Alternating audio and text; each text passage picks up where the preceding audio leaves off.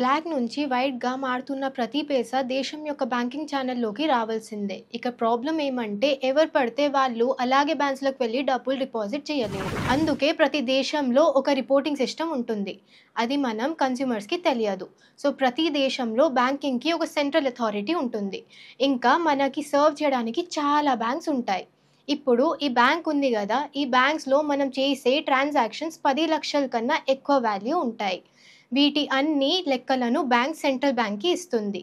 దీన్ని cash transaction report అంటారు. ఈ సీటీఆర్ అంటే క్యాష్ ట్రాన్సాక్షన్ రిపోర్ట్‌ని బ్యాంక్స్ అన్ని సెంట్రల్ బ్యాంక్‌కి ఇస్తాయి. ఇండియాలో అది ఆర్‌బీఐ. ఇండియాలో ఈ థ్రెషోల్డ్ లిమిట్ వచ్చేసి 10 లక్షలు. అదే యూఎస్‌లో $10,000. సో ఇది దేశానికి మారుతూ ఉంటుంది. సో మీరు 10 లక్షల కన్నా ఎక్కువ క్యాష్ బ్యాంక్స్‌లోకి డిపాజిట్ చేస్తే దాని లెక్క అంతా బ్యాంక్ ఆర్‌బీఐకి పంపిస్తుంది. ఇంకా మీరు చాలా ట్రాన్సాక్షన్స్ చేసి అవి ఒక్కొక్క దానికి ఇంటిగ్రల్లీ కనెక్టెడ్ ఉంటాయి.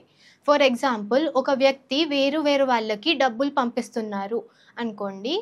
ఈ ట్రాన్సాక్షన్స్ అన్నీ కలిపి టోటల్ 10 లక్షలు దాటితే దాని ఫుల్ హిసాబ్ కూడా ఆర్‌బీఐకి వెళ్తుంది.